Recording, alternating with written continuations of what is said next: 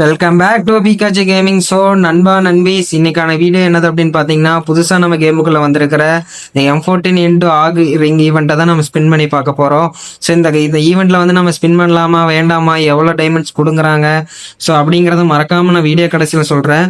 சரி வாங்க வீடியோக்குள்ள போயிடலாம். நம்மக்கிட்ட வந்து பார்த்தீங்கன்னா 3107 டைமண்ட் இருக்குது. ஸோ இதுக்குள்ளே எவ்வளோ டைமண்ட் கொடுங்க போகிறாங்க, எவ்வளோ கன்று கொடுக்க போகிறாங்க அப்படிங்கிறத நம்ம இந்த வீடியோவில் பார்க்க போகிறோம். ஸோ வந்து பார்த்தீங்கன்னா ஃபஸ்ட்டு ஸ்பின் போட்டாச்சு, வந்து பார்த்தீங்கன்னா வெறும் டோக்கனாக தான் கொடுக்குறான். அடுத்த ஸ்பின்லேயும் வந்து பார்த்தீங்கன்னா வெறும் டோக்கனாக தான் கொடுக்குறாங்க.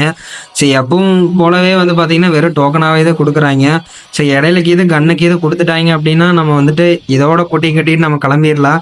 ஸோ வந்து பார்த்தீங்கன்னா வழக்கம் போல் டோக்கனாக தான் கொடுக்குறாங்க. ஸோ ஒரு 5-10 கொடுத்தாங்கன்னா பரவாயில்ல, வெறும் 1-2 தான் கொடுக்குறாங்க. ஸோ 90 டைமண்டுக்கு வந்து பார்த்தீங்கன்னா வெறும் 6 டோக்கன் 8 டோக்கன் தான் இப்படின்னு தான் கொடுக்குறாங்க. ஏன்டா டே உங்களுக்கு 8 டோக்கன் வெறும் 90 டைமண்டாடா அப்படிங்கிற மாதிரி தான் இருக்குது.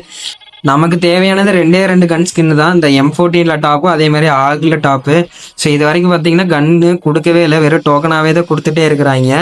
ஸோ இந்த ஈவெண்ட் வந்து நான் லேட்டாக தான் ஸ்பின் பண்ணுறேன். இதுக்கு முன்னாடி இந்த ஈவெண்ட்டை ஸ்பின் பண்ணி யாரெல்லாம் என்னென்ன கன் ஸ்கின் எடுத்திருக்குங்கிறதே மறக்காமல் கமெண்ட் செக்ஷனில் கமெண்ட் பண்ணுங்கள். சரி வாங்க, இது வரைக்கும் டோக்கன் தான் கொடுத்துட்ருக்காங்க. கிட்டத்தட்ட வந்து பார்த்தீங்கன்னா ஒரு 1000 டைமண்ட் கிட்ட செலவாயிருச்சு. ஸோ இப்போ வரைக்கும் பார்த்தீங்கன்னா ஒரு கன்னுமே கொடுக்கல. டே கருணாக்கார எதை பார்த்து செய்யடா, வெறும் டோக்கனாகவே கொடுத்துட்ருக்க, கன்னுக்கு எது கொடுடா, கொடுத்தினாக்கி இது எதாவது பார்த்து இது பண்ணலாமடா, ஏன்டா இப்படி பண்ணிக்கிட்டே இருக்கிற.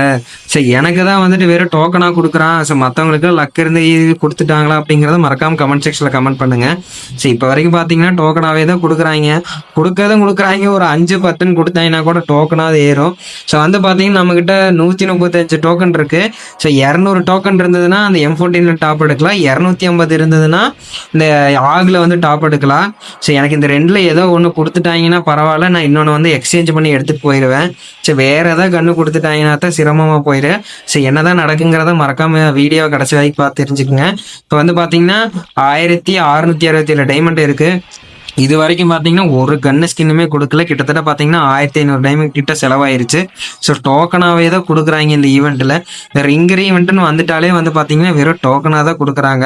நானும் நிறைய வீடியோலாம் பார்க்குறேன், அவங்களுக்குலாம் 2 ஸ்பின் 3 ஸ்பின்னில் வந்து கொடுத்துருக்குறாங்க.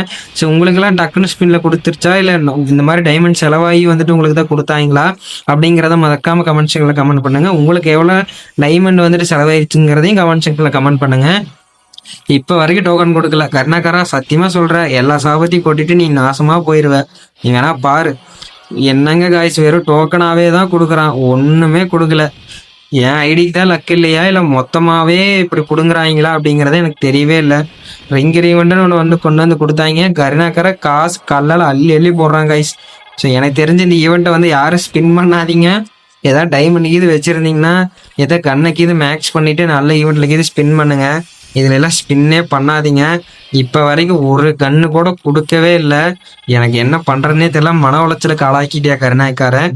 பாருங்க, நீங்களே பாருங்க, ஒரு கன்று கூட கொடுக்கல காய்ஸ்.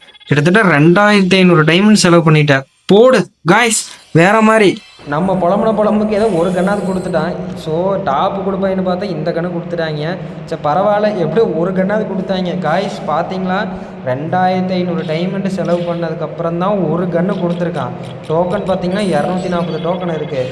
புரியுதா உங்களுக்கு? இந்த ஈவெண்ட்டில் நீங்கள் ஸ்பின்னே பண்ணாதீங்க. உங்களுக்கு இந்த கன் ஸ்கின் வேணும்னா மட்டும் ஸ்பின் பண்ணுங்கள். கிட்டத்தட்ட ஒரு கன்னுக்கு 2500 டைமண்ட் செலவு பண்ண வேண்டியதாக இருக்குது.